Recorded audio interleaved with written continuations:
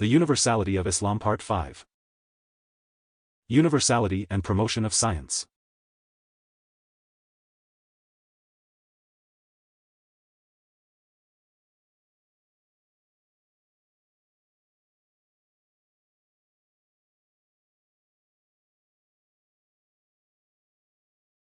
This section of the book is devoted first to examining some of the systems of life adopted in our world nowadays. Following the examination, we should be able to decide which system best accommodates our needs for development and better lifestyles. This section of the book is devoted first to examining some of the systems of life adopted in our world nowadays. Following the examination, we should be able to decide which system best accommodates our needs for development and better lifestyles. Should also help us determine those which hinder civilization and advancement, as well as those which give no priority to the values and ethics that underpin man's social, psychological and physical well-being. For a universal system to succeed, we need to adopt the one that is able to meet and balance our needs for a better life and prevent any transgression that may result in the destruction and extinction of mankind. 1. Buddhism, Hinduism, and Science.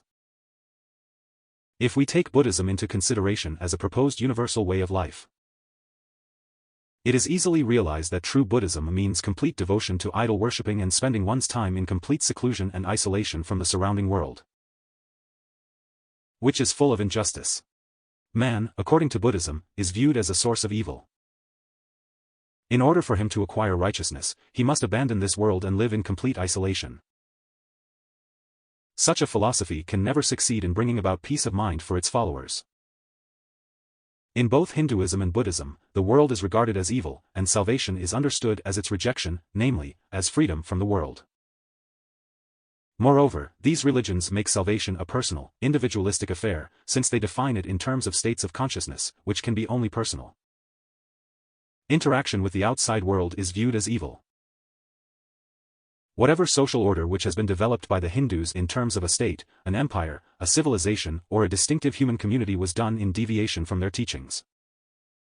Today's India based its system of government on democracy, regardless of the Hindu parties that play a major role in Indian politics.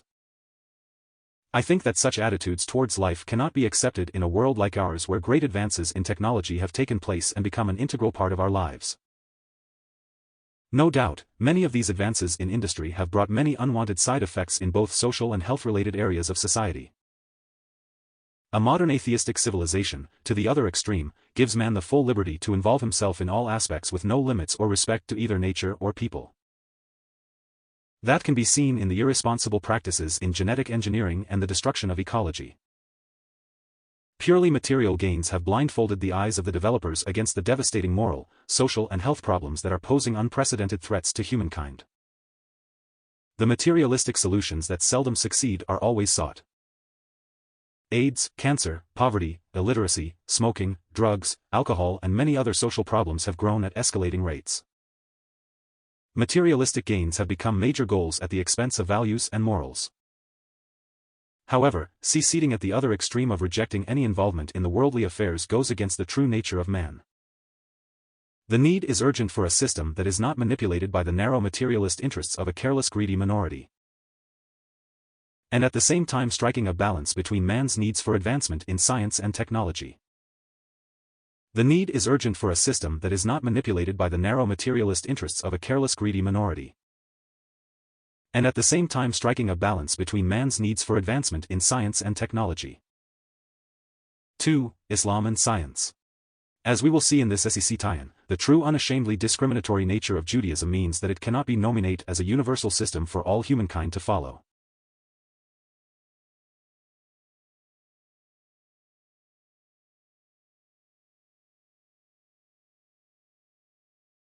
Despite its nature or perhaps even because of it, the Jewish lobby is very powerful and plays a very effective role in shaping U.S. foreign policy, especially those in Israel's interest. O children of Adam! Wear your good clothing at every masjid, but be not excessive. Indeed, he likes not those who commit excess. Say, who has forbidden Allah's adornment, which he has produced for his servants and the lawful things of provision? Say, they are for those who believe during worldly life, exclusively for them on the day of resurrection. Thus do we explain in detail the verses for a people who know.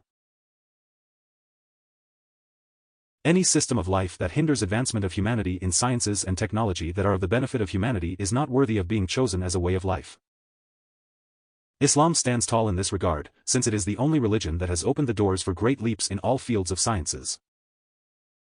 Muslims do not succeed in science and technology when they distance themselves from the pure teachings of Islam. Colonialists and Orientalists discovered that fact, and hence tried to distract Muslims away from the real source of development.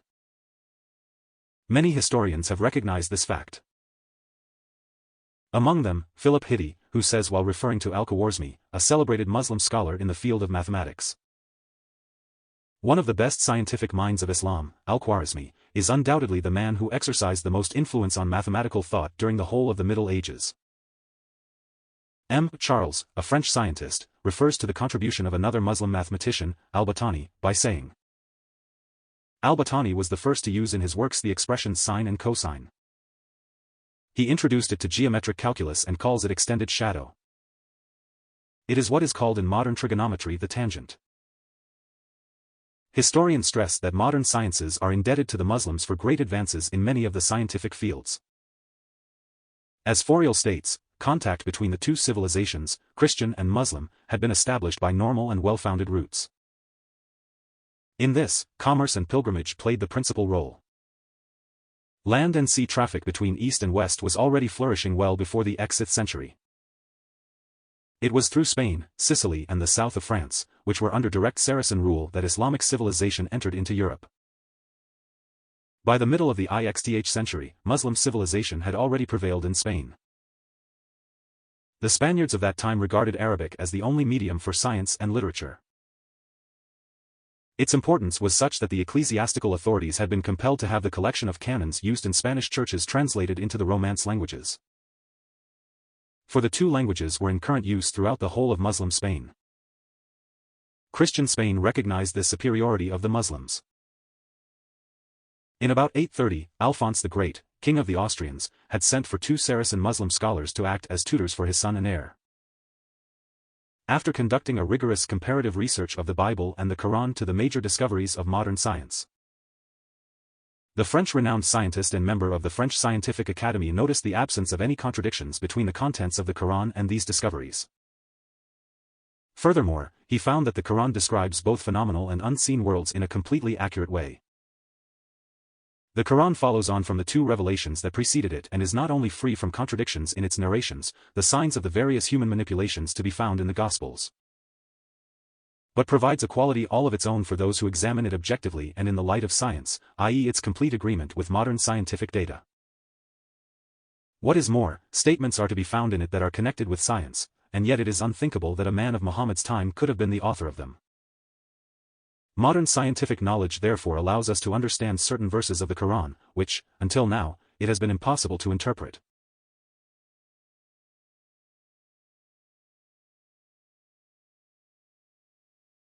(3) The impact of Muslim sciences on Europe.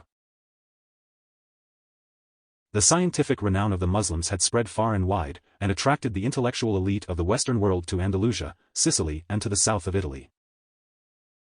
At the same time when the Muslim civilization was prospering during the Middle Ages, the Christian world was living in complete darkness.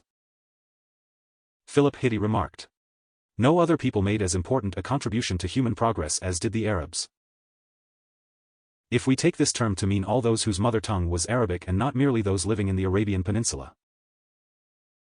For centuries, Arabic was the language of learning, culture and intellectual progress for the whole of the civilized world, with the exception of the Far East. From the 9th to the 12th century, there were more philosophical, medical, historical, religious, astronomical and geographical works written in Arabic than in any human language. It was the Muslims' advances in science and diffusion of knowledge that ignited the beginning of our contemporary progress in science and technology." Al-Nadawi comments on this by writing, "Meanwhile, owing to the Islamic and Muslim scientific influences, the volcano of knowledge had burst in Europe. Its thinkers and scientists had broken the intellectual slavery. They boldly refuted the ecclesiastical theories, which were based on preposterous evidence, and proclaimed their own investigations. The papal authority 70 reacted ruthlessly. It established the Inquisitions to discover, and bring to book, the heretics lurking in towns, houses, cellars. caves and fields. This institution performed its duty with such savage alacrity that a Christian theologian exclaimed that it was hardly possible for a man to be a Christian and die in his bed. It is estimated that between 1481 and 1801 the Inquisition punished 340,000 persons, nearly 32,000 of whom were burnt alive, including the great scientist Bruno, whose only crime was that he taught the plurality of the worlds. Bruno was delivered to the secular authorities to be punished as mercifully as possible, and without the shedding of blood, which, in fact, was the horrible formula for burning a prisoner at stake. Galileo, another scientist of no less worth, contrary to the scriptures, was tortured by the Inquisitions for maintaining that the earth moved around the sun. According to Draper in his book History of Conflict Between Religion and Science, intellectual stagnation of the clergy and the atrocities perpetrated by the Inquisition led the enlightened sectors of the European society to revolt not only against the clergy and the church, but also against all the values and any type of truth that was not corrupted by the devious clergy.